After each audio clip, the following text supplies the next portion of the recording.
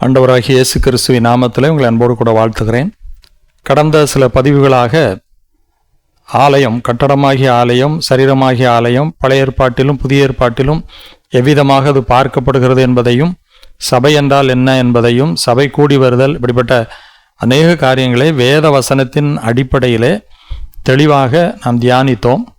நான் என்ன கூறினேன் என்றால், இன்றைக்கும் வேத வசனத்தின் அடிப்படையை வைத்து இன்றைக்கு இருக்கிற சபைகள் எப்படி இருக்கிறது, அதிலே நாம் எப்படி நடந்து கொள்ள வேண்டும் என்பதையும் வேதத்தின் வாயிலாக நான் உங்களுக்கு தெரிவித்திருந்தேன். கடந்த பதிவிலே நான் பதிவிட்டது போல இன்றைக்கு ஒரு கூட்டம், அதாவது நாங்கள் தான் பெரிய ஞானி என்பது போல தங்கள் மனதிலே ஒரு கருத்தை வைத்துக்கொண்டு வேத வசனத்தின்படி பார்க்காமல் தங்கள் கருத்துகளுக்கு ஏற்ப அந்த வேத வசனத்தை திரித்து இன்றைக்கும் போதித்து கொண்டு தான் இருக்கிறார்கள். நான் கடந்த செய்தியிலே சொன்னது போல இப்படிப்பட்டவர்களுக்கு நாம் பதில் கொடுப்பதனால் நம்முடைய நேரம் விரயமாகிவிடும். இருந்தாலும் நாம் வேத வசனத்தின் அடிப்படையிலே தொடர்ந்து காரியங்களை சிந்திப்போம். அப்போது இதில் இருக்கிற தவறுகளையும் நாம் சுட்டி காட்டுவோம் என்பதை நான் கூறியிருந்தேன். இன்றைக்கும் கூட மீண்டும் நான் அதைத்தான் வலியுறுத்தப் போகிறேன். அதாவது நான் கடந்த பதிவிலே 3 சபைகளை குறித்து பார்த்தோம். சரதை சபை, தியேத்ரா சபை, அதே போல் கொருந்து சபை. ரட்சிக்கப்பட்டவர்கள் தான் கர்த்தருடைய சபையிலே சேர்ந்தாலும் சேர்ந்த பிறகு கர்த்தருடைய வார்த்தைப்படி வாழ வேண்டும் என்பதற்காக உபதேசிக்கப்பட்டு அவர்களை ஒரு நல்ல மனவாட்டியாக கிறிஸ்துவுக்கு உருவாக்குவது தான் சபையின் நோக்கமாக இருக்க வேண்டும். அப்படி செய்கிற இடத்தில் கூட 2 குரூப்பாக மக்கள் இருக்கிறதை நாம் அந்த சபைகளிலே பார்த்தோம். ஒரு கூட்டம் ஆண்டவருடைய வார்த்தைகளை கை கொண்டு அப்படியே நடக்கிறவர்கள், இன்னொரு கூட்டம் உலகத்தின்படி அல்லது வேறு கொள்கைகளையும் போதிக்கப்பட்டு ஏற்றுக்கொண்டிருக்கிற ஒரு கூட்டமும் இருந்தது. ஆனால் ஆண்டவர், ஆவியானவர் 2 பேரையும் நீங்கள் அவர்களிலிருந்து நீங்கள் இப்படி நிலைத்திருங்கள், உனக்குரியதை பற்றி கொண்டிரு என்று தான் சொல்லியிருந்தார். ஆனாலும் இன்றைக்கு இந்த கூட்டம் அதை ஏற்றுக்கொள்ள போவதில்லை. அன்பானவர்களே, இன்றைக்குள்ள சபைகளும் அப்படித்தான் இருக்கிறது. ஏனென்றால் எல்லா சபைகளிலுமே 100% ஆண்டவருடைய வார்த்தையை கை கொண்டு நடக்கிறவர்கள் தான் இருப்பார்கள் என்று சொல்லவே முடியாது. வேதத்திலும் அது சாத்தியமில்லை. அப்படியானால் நான் ஏற்கனவே சொன்னது போல ஆண்டவர் வரும்போது அவருடைய சபையாக, அதாவது அவருடால் ரட்சிக்கப்பட்டு யாரெல்லாம் அவருடைய வார்த்தையின்படி வாழ்கிறார்களோ அவர்கள் எல்லா சபைகளிலும் இருக்கக்கூடும். குறைந்த அளவிலே அவர்களை மட்டும்தான் அவர்கள் எடுத்துக்கொண்டு போகிறார்கள். மறுபடி எந்த முழு சபையும் போகிறதில்லை. அதே நேரத்தில் நல்ல ஆவிக்குரிய சபைகளும் கொஞ்சம் பேரை வைத்து வசனத்தின்படி நடத்துகிற போதகர்களும் இருக்கத்தான் செய்கிறார்கள், இல்லை என்று சொல்ல முடியாது. பெரிய பெரிய சர்ச்சுகளிலே இப்படிப்பட்ட 2 நிலையிலும் மக்கள் இருக்கிறார்கள். ஆனால் இவர்கள் அப்படி இருப்பது சபையே அல்ல, அது விக்கிரக ஆராதனை. அப்படிப்பட்ட சபைகளுக்குள்ளே போய்விட்டாலே ஆபத்து என்று சொல்லி, அதைவிட சபையே இல்லை என்றும் அவர்கள் போதகரே இல்லை என்றும் நான் பலரை சுட்டி காட்டி இருக்கிறேன். ஜான் ஜெபராஜ், ஜஸ்டின் இந்தியா, இப்போ இந்த சார்லஸ் ரோ, பாலசேகர், ஜஸ்ஸுவடியான், இப்படிப்பட்டவர்களெல்லாம் வைத்திருப்பது சபையும் கிடையாது, அவர்கள் போதகரும் இல்லை. ஏன்னா 2 கொரிந்தியர் 11ஆம் அதிகாரத்திலே சாத்தான் தன்னுடைய ஆட்களை ஊழியக்காரர்களாகவும் சபையை நடத்துகிறவர்களாகவும் உருவாக்குவான் என்று சொல்லியிருக்கிறது. வெளியிலிருந்து பார்த்தாலே அது தெரியும். ஆனால் இவர்கள் அதையும் இதோடு இணைத்து அங்கே போகலாமா இங்கே போகலாமா என்று குருட்டுத்தனமான கேள்வியை கேட்பார்கள். நான் அதை பற்றி சொல்லவில்லை. அதைத்தான் நீங்களே நிதானித்தறீங்கள். ஒரு ஆவிக்குரியவன் எது சபை, எது சரியான போதகர் என்பதை நிதானித்து அறிவான். அப்படி அறிந்து நீங்கள் அந்த சபைக்கு செல்ல வேணா செல்லுங்க, இல்லை வெளியே இருங்க. நீங்கள் அங்கே பரிசுத்தமாக இருக்க முடிந்தால் இருங்கள். அப்படிதான் நான் சொல்லியிருந்தேன். அது வேதத்திலும் இருக்கிறது. இதை சுட்டி காட்டிய பிறகும் அவர்கள் ஏற்றுக்கொள்ள மனமற்றவர்களாய் எதையாவது பிதற்றி கொண்டிருப்பார்கள். அது போகட்டும்.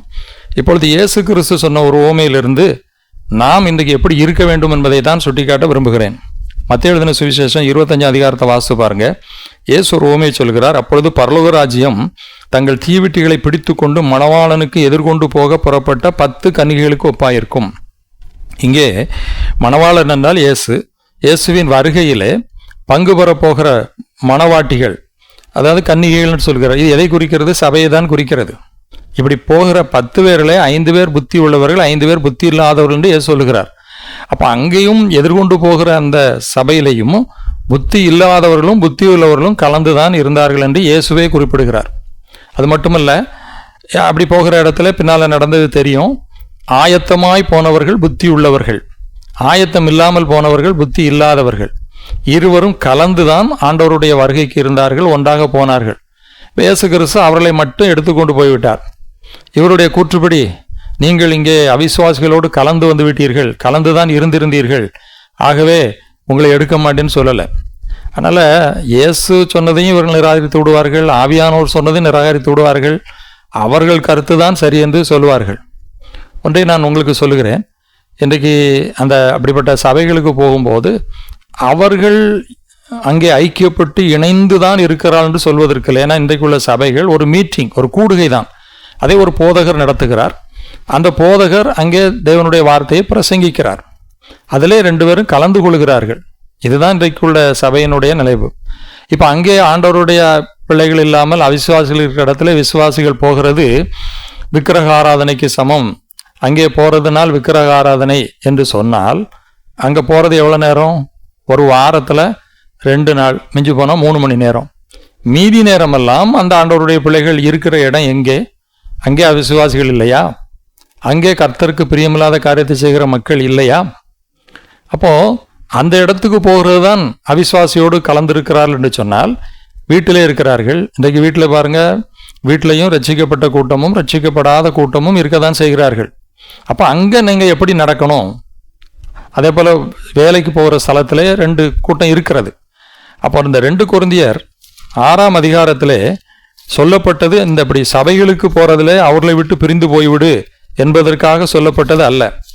எல்லா இடங்களிலேயும் ஒரு தேவனுடைய பிள்ளை எப்படி நடக்க வேண்டும், அதாவது அந்நிய நுகத்தில் அவிசுவாசிகளுடன் பிணைக்கப்படாதிருப்பான். நீதிக்கும் அநீதிக்கும், நீதி அநீதி எல்லா இடத்துலையும் இருக்கிறது, ஒளி இருள் எல்லா இடத்துலையும் இருக்கிறது. கிறிஸ்துவின் பிள்ளைகள் பேலியான் பிள்ளைகள் எல்லா இடத்துலையும் இருக்காங்க, அவிசுவாசி விசுவாசி எல்லா இடத்துலையும் இருக்காங்க. இப்படி தான் சொல்லிட்டு போய் அவர்கள் நடுவில் இருந்து பிரிந்து போய் அசுத்தமானதை தொடாதிருங்கள். அப்போ ஒரு 2 நாள் ஒரு ஆராதனை என்று நடக்கிற அந்த ஆலயத்தில் மட்டும் அவிசுவாசிகளோடு போகிறது பெரிய தப்பு. அதுதான் விக்கிரக ஆராதனை என்று சொன்னால் மற்ற இடங்களிலேயும் இருக்கத்தானே செய்கிறார்கள். அப்போ அந்த வசனம், நீ தேவனுடைய பிள்ளை எங்கே இருந்தாலும் அசுத்தமானதை தொடாதே, நீ பரிசுத்தமாய் ஜீவிக்க வேண்டும். ஒரு குடும்பத்துக்குள்ளே இருக்கிறோம், ஒரு கணவன் மனம் ரட்சிக்கப்பட்டிருப்பான், மனைவி ரட்சிக்கப்படாமல் இருக்கலாம், அல்லது பிள்ளைகள் மனம் திரும்பாமல் இருக்கலாம். அந்த குடும்பத்தில் ரட்சிக்கப்பட்ட பிள்ளைகள் எப்படி நடக்க வேண்டும்? ஒரு டிவி இருக்குதுன்னா அவங்க சினிமா எல்லாம் பார்ப்பாங்க, இவன் பார்க்க முடியாது. அவர்கள் வாயிலே தவறான வார்த்தை வரும், இது வராது. இப்படி பிரிந்து நீ எல்லா இடத்துலையும் வாழ வேண்டும் என்பதைத்தான் ஆண்டவருடைய பிள்ளைகளுக்கு சொல்கிறார். இப்போ வேலை செய்கிற ஸ்தலத்துக்கு போகிறோம், அங்கேயும் எல்லா கூட்டமும் இருக்கும். இப்போ அங்கே 2 பேர் லஞ்சம் வாங்கிட்டு இருப்பாங்க, ஆனால் நம்ம அங்கே லஞ்சம் வாங்காமல் ஆண்டவருடைய பிள்ளையாக வாழ்ந்து காட்ட வேண்டும். அங்கே வேலையை ஏமாற்றுவார்கள், நாம் உண்மையாய் வேலை செய்ய வேண்டும். குடும்பம், வேலை ஸ்தலம், போகிற இடம், எல்லா வியாபாரம், எல்லா இடத்துலையும் ஒரு தேவனுடைய பிள்ளை பிரித்தெடுக்கப்பட்டவனாய் தேவனுடைய உண்மையின் சத்தியத்தின்படி வாழுகிறவனாய் வாழ வேண்டும் என்பதைத்தான் அந்த வசனம் குறிப்பிடுகிறது.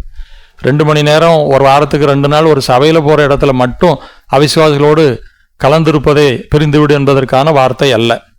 எனவே தான் இங்கே இயேசு கிறிஸ்து சொல்லும்போது, ஏன் அவர்கள் வருகையிலே கைவிடப்பட்டார்கள்? ஆயத்தமாய் இல்லை. இவர்கள் ஏன் வருகையில் எடுத்துக்கொள்ளப்பட்டார்கள்? ஆயத்தமாய் இருந்தார்கள். அதாவது தீவெட்டி எரிகிற நிலை. எதை குறிக்கிறது என்று சொன்னால், ஒரு தேவனுடைய பிள்ளை ஒவ்வொரு நாளும் எல்லா இடங்களிலேயும் அவன் தேவனுடைய சித்தத்தை செய்து பரிசுத்தமாய் வாழ வேண்டும். அதைத்தான் உங்கள் தீவெட்டி எரிகிறதாக இருக்கட்டும் என்று அவர் சொல்லுகிறார். லூக்கா 12ஆம் அதிகாரம் 35ஆம் வசனத்தில் பாருங்க, 35ஆம் வசனம், உங்கள் அறைகள் கட்டப்பட்டதாகவும் உங்கள் விளக்குகள் எரிகிறதாகவும் தங்கள் எஜமான் கல்யாணத்திலிருந்து வந்து தட்டும்போது உடனே அவருக்கு திறக்கும்படி எப்பொழுது வருவார் என்று காத்திருக்கிற மனுஷனுக்கு ஒப்பாகவும் இருங்கள். இந்த புத்தியுள்ள ஸ்திரீகள் தீவெட்டி எப்பொழுதும் மணவாளன் வரும்போது எரிகிற நிலையிலே இருந்தார்கள். இது எதை குறிக்கிறது என்று சொன்னால், ஒரு தேவனுடைய பிள்ளை ஒவ்வொரு நாளும், நாம் குடும்பமாக இருந்தாலும் சரி, வேலை செய்கிற இடமாக இருந்தாலும் சரி, அல்லது ஆலயத்துக்கு போகிற இடமாக இருந்தாலும் சரி, ஆண்டவருக்கு பிரியமாக பரிசுத்தமாக ஜீவிக்க வேண்டும். உலகத்தின் அசுத்தங்களுக்கு நம்மை உட்படுத்தாதபடி வேறு பிரிக்கப்பட்ட மனிதர்களாய் வாழ வேண்டும். அப்படி வாழ்ந்து கொண்டிருக்கும் போது ஆண்டவருடைய வருகை வந்தால் நாம் எடுத்துக்கொள்ளப்படுவோம். அதுக்காக அந்த குறிப்பிட்ட இடத்துல அங்கே அவிசுவாசி இருக்காங்க, அங்கே நீ போனதுனால தான் விக்கிரக ஆராதனை செய்கிறாய் என்பது வேதத்தினுடைய சத்தியம் அல்ல. ஏன்னா நம்ம இருக்கிற இடங்கள் எல்லாமே அப்படி 2 பகுதி தான் நிறைந்திருக்கிறது. அதனால தான் இயேசு கிறிஸ்து சொல்கிறார், 2 பேர் படுக்கையில் இருப்பார்கள், ஒருவன் ஏற்றுக்கொள்ளப்படுவான், ஒருவன் கைவிடப்படுவான். அங்கே 2 பேரும் அப்போ ஏன் ஒருவன் ஏற்றுக்கொள்ளப்படுகிறான், ஒருவன் கைவிடப்படுகிறான்? ஒருவன் ஆண்டவருடைய பிள்ளையாய் தீவெட்டி எரிகிற நிலையிலே பரிசுத்தமாய் வாழ்ந்திருக்கிறான். அது இரவு நேரமாக இருக்கலாம், படுக்கையாக இருக்கலாம். இப்போ படுக்கும்போது கணவன் மனைவியாக கூட இருக்கலாம், அல்லது 2 நெருங்கியவர்களாக இருக்கலாம். அதே போல் 2 பேர் வயலில் இருப்பார்கள், வேலை செய்கிற இடம்.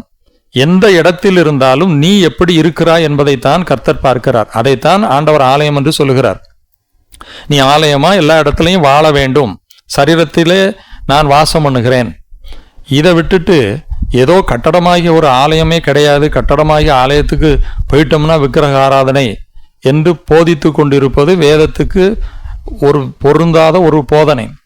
ஏனென்றால் இவர்கள் என்ன வேத வசனத்தை விளக்கி சொன்னாலும் அதை ஏற்றுக்கொள்ளப் போவதில்லை.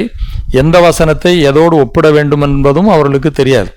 அப்படியானால் இங்கே இயேசு கிறிஸ்துவே 10 பேரும் இணைந்துதான் போனார்கள். அதிலே 5 பேர் புத்தி உள்ளவர்கள், புத்தி இல்லாதவர்கள் என்று தான் சொல்லுகிறார்.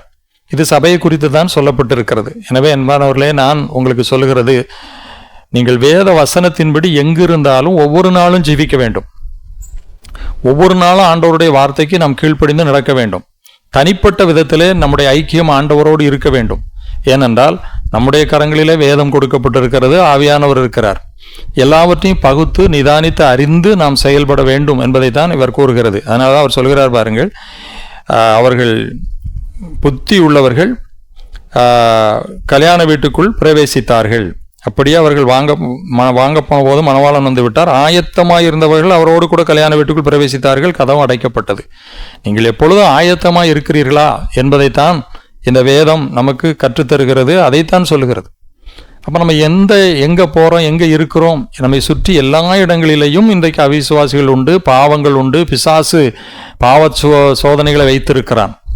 இவைகளை ஜெயித்து வாழுகிற ஒரு வாழ்க்கை தான் ஆண்டவருக்கு உகந்த வாழ்க்கை, ஆண்டவருடைய பிள்ளை என்ற ஒரு அங்கீகாரத்துக்கு உட்பட்ட வாழ்க்கை. இதைத்தான் வேதம் வலியுறுத்துகிறது. இதை இப்படி செய்வதற்காக தான் அன்றைக்கு சபைகள் இருந்தன. ஆனால் இன்றைக்கு இல்லை என்று சொல்ல முடியாது. சின்ன சின்ன இடங்களிலே நிறைய பேர் வைத்து அருமையாக போதித்து நடத்துகிறார்கள். அதே நேரத்தில் ஆலயம் என்று சபை என்று சொல்லக்கூடாத தனி மனிதர்கள் வைத்து இவர்களை மாதிரி நடத்தி கொண்டிருக்கிறார்கள். அதை நாம் புறக்கணிக்க வேண்டும் என்றுதான் நான் கூறியிருக்கிறேன். இப்படிப்பட்ட இந்த பெரிய பெரிய சர்ச்சுகளில் 2 பேரும் 2 பகுதியும் கலந்திருக்கிற இடங்களிலே நீங்கள் உங்களை காத்து கொள்ளுங்கள் என்பதைத்தான் நான் சுட்டிக்காட்டியிருக்கிறேன். எனவே அன்பானவர்களே, வேதத்தை கருத்தாக நிதானித்து அறிந்து நாம் வேத சத்தியத்தின்படி நடந்து அவருடைய வருகையிலே பங்கு பெறும் விதமாய் வாழ வேண்டும். அதைத்தான் நான் வலியுறுத்துகிறேன். நம்முடைய மரணமும் ஆண்டவருடைய வருகையும் எப்போது என்று யாருக்குமே தெரியாது. எனவேதான் ஒவ்வொரு நிமிடமும் நாம் ஆண்டவருடைய வருகைக்கு ஆயத்தப்பட்டவர்களாய் வாழ வேண்டும். நாம் ஒவ்வொரு நாளும் ஒவ்வொரு நிமிடமும் தேவனுடைய சித்தத்தை செய்கிறவர்களாய் பரிசுத்தமுள்ளவர்களாய் ஜீவிக்க வேண்டும். இதைத்தான் வேதம் வலியுறுத்துகிறது. இந்த கிருபையை நீங்கள் பெற்று ஆண்டவருக்காக ஜீவித்து ஆண்டவருடைய வருகையிலே நீங்கள் பங்கு பெற வேண்டும் என்று உங்களை அன்போடு கூட நான் கேட்டுக்கொள்கிறேன்.